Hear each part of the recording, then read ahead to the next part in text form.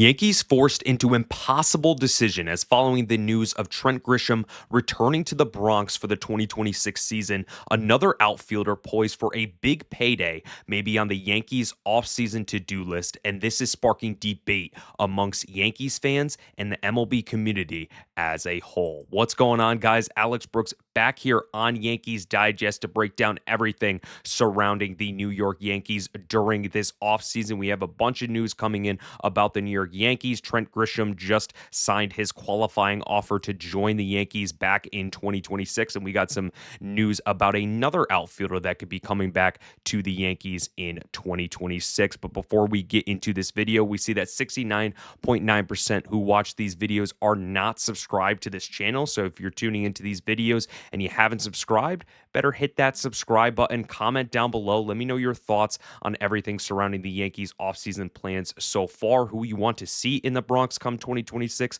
Want to hear what you think regarding the Bronx Bombers. But getting right into this video as we talk about this impossible decision that the New York Yankees are faced among with their Yankees team. We obviously know that Aaron Judge is the staple, the captain of this Yankees team. But we also know that it's not just going to be on him. We've seen that with this postseason that Aaron Judge, he had his best postseason of his whole career, and the rest of the batters did not do what they needed to do to advance in the playoffs and get back to the World Series. So that was something where Brian Cashman's got to go in this offseason, bring players to the Bronx who can really just perform in the playoffs and do well throughout the season. And bringing Trent Grisham back, that is a very interesting decision by Brian Cashman. Definitely think that there's, some controversy with it just because of how it ended in the postseason. Trent Grisham not really doing well during the postseason as a leadoff hitter,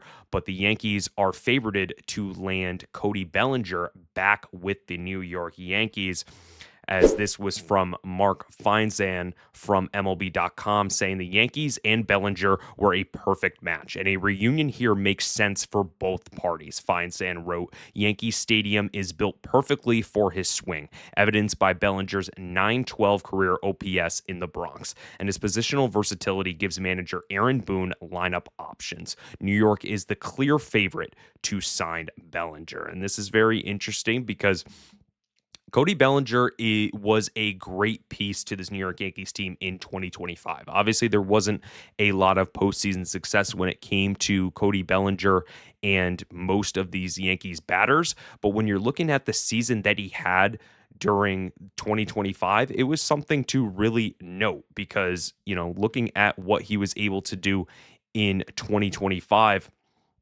just looking at his stats, he had a .272 batting average that was better than his 2024 batting average at .266, 29 home runs, and 98 RBIs on the season. So basically a 30 home run guy who came in here and added that versatility, being able to be at first and then also in the outfield as well, and then also providing a lot of great defense that the Yankees were missing from that 2024 team. The thing is about the Yankees and the defensive philosophy, you saw in the playoffs, they didn't have enough offense to really rejuvenate them and get them back to the World Series outside of Aaron Judge. So when you're looking at it, the Yankees kind of went a little too conservative going with the defensive side of the ball, knowing that, when it came to the postseason, they were just trying to hope these guys just could catch some fire. And that was something that did not happen, unfortunately, in 2025. But, when we look at just Cody Bellinger's career stats, from 2017 all the way to 2025. He's going into his age 30 season. So going from the Dodgers to the Cubs to the New York Yankees, I think Cody Bellinger definitely knows how to play under the big lights. And I think what he was able to do in the Bronx for this season, he really helped the New York Yankees, not just on the field, but off the field, as being a good leader, a good guy that you could, interview, and he would say a lot of great things about this Yankees team. Really not saying anything that was, out of pocket or any sort of thing when the Yankees were struggling. He was just keeping a level head and really just being a good teammate and a good voice in this Yankees clubhouse. And when you're looking at what he was able to do over his career, as a former MVP, we know this. He's a really good player when he is in a great situation. He was with, the Los Angeles Dodgers, really put his name on the map with Aaron Judge being a rookie of the year in the same year as Aaron Judge was. So when you're looking at that, he was able to lead the Dodgers to the World Series back to back in 2017 and 2018, and then helping them get a championship in 2020. So he definitely has the big game ability. It's just the only thing is that he's been a little inconsistent after those years. When you're looking at his 2022 year, he had a 210 batting average, and then when you're looking at his 2024 year, it was 266. So his batting average has kind of been up and down over the last, I would say, 4 to 5 seasons. 2022, obviously 210, then went up to 307, then went to 266, and then ended at 272. So when you're looking at it, you want to get someone, if you're going to sign someone for a big contract, you want them to be around the 270 to 280 range to be a good hitter, especially in Yankee Stadium, where we know that his OPS is really, really good. And I think that's something else that I really want to talk about for Cody Bellinger being back with the New York Yankees is the continuity. I think it would be fantastic if the Yankees were able to get Aaron Judge, Trent Grisham, and Cody Bellinger back in this Yankees clubhouse, because it seems like since the 2022 season, Aaron Judge has had two different outfielders next to him the whole time. I mean, when you're looking back in 2022, it was Harrison Bader. And then when you're looking at 2024, when it was Juan Soto and Alex Verdugo, and then it was Cody Bellinger and Trent Grisham, there's just been a lot of, rotational pieces in the outfield outside of Aaron Judge in this outfield. I feel like a lot more continuity would help with this Yankees team moving forward, knowing that they have the chemistry, they know how to play off of each other, and I think it would just be perfect for this clubhouse, and they can, help other guys who are coming in here to develop them as well. And I think that can translate to the postseason. And I think that's something that the Yankees didn't have the pieces this year to really go and compete for a championship. Obviously, the pitching was a little off in that Toronto Blue Jays. I wouldn't even say a little off, very off in that Blue Jays series, especially the first 2 games of the season. But when you're looking at the batting, it just did not help at all. And I think that's something that the Yankees are going to look at to improve, but they also know that they can't sign the big time free agent because, there's just a lot of, money that's going into other players, their pitching staff, everything like that. So I think it's definitely going to be someone who the Yankees are going to want to be more familiar with. And I think Brian Cashman put it perfectly on wanting Cody Bellinger back in the New York Yankees clubhouse in 2026. He said he was an impact player for us, general manager Brian Cashman said in October. I'm glad we got him. He was one of the many reasons why we were in a position to believe that we were capable of great things this year.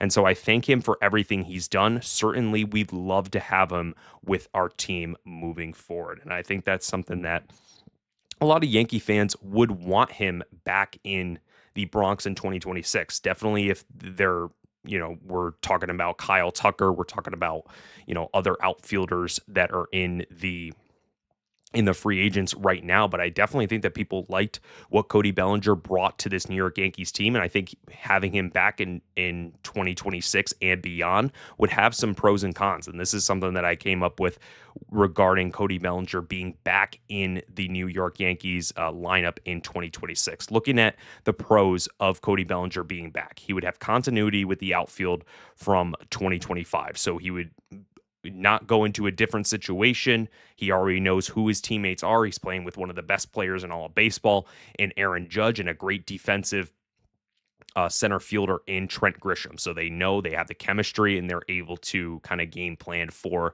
a championship run in 2026. And then when you're looking at it, this is huge. Superb defense by all defenders. So all of these defenders are Gold Glove or Gold Glove caliber guys. Aaron Judge is a great outfielder in right. Trent Grisham is a Gold Glover in center. Cody Bellinger is a Gold Glove in left field. So you have superb defense on all angles, center field, left field, and right field. So I think that's huge moving forward into these next couple, this next year, because you don't know what you have at a Jason Dominguez in left, especially. And then when you're looking at the third provides depth at first base with Rice and Bellinger. So Paul Goldschmidt's not going to be on the New York Yankees in 2026. Now, when you're looking at the first base position, Ben Rice, he's trying to get better at the first base position, but you know that Cody Bellinger has experience at first base. So if there's another guy that comes up and say it's Spencer Jones or Jason Dominguez and you want to provide a lane for him, or if Ben Rice either gets injured or has a time at catcher because he's a two-way player there, you can throw Bellinger at first base, provides that versatility right there. I think when you're looking at the pros,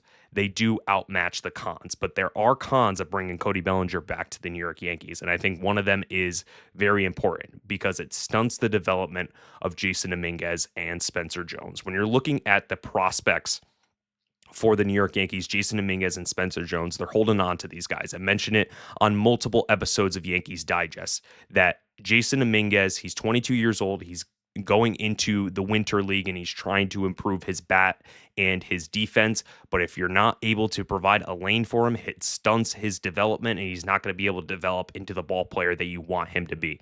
And then Spencer Jones, he's banging at the door to get up to the major leagues. He's already 24 years old. So he will go into this season being 25 years old. And you know how much the Yankees want to get someone in here, especially being at his height, to get him in the Bronx and get him in major league ready as soon as possible. And then I think another big risk is using money on a player who's been inconsistent at times on offense, 2022 and 2024. I mentioned it that he's had inconsistent times with the bat, and going into his age 30 season, that's a big risk that you run into. He doesn't have the abilities that Aaron Judge has at this point in time. So when you're throwing big money at an outfielder who doesn't put up the numbers that Aaron Judge would have, you're going to have a lot of big expectation on Cody Bellinger and can provide you that defense. But when push comes to shove, is he going to come up with the big at bat that you really need from him? So I think that's a big risk with Bellinger being back in the New York Yankees. Definitely pros outweigh the cons, but I definitely think that there are some cons that the Yankees fans need to look at. And then when you're looking at the other side, Yankees 2026 without Bellinger, they use that money on other free agents, Kyle Tucker, Tatsuya Amai, etc. You have just the ability to get more, free agents, more variety in this Yankees lineup and rotation. And then when you're looking at Jason Dominguez, Spencer Jones, they get a lane to play in the outfield. So you have a left field that's a hole right now. You have a lane for Spencer Jones or Jason Dominguez to be in that spot. And I think the cons, they kind of are matching the pros here. Defense in the outfield could be a liability, especially in the left field spot, because you don't know what Spencer Jones has. You don't know what Jason Dominguez has. Well, you know what you have in Jason Dominguez, but can he develop that? You're not going to get the Gold Glove play out of Cody Bellinger, out of those guys. And then a really big one is not having a threat behind Aaron Judge. So I definitely think when you're looking at all of those pros and cons of him being here, him not being here, it's just going to be interesting on what Brian Cashman is going to look at moving forward. Definitely would welcome Cody Bellinger back, but it's got to be at a good price in order to get other free agents to make a really good team in 2026. But that's going to do it for another edition of Yankees Digest. Appreciate all the support you guys are giving us on this channel. Remember to subscribe, hit the bell so you're notified of all of our videos. Hope you guys have a great rest of your day, and let's go Yankees.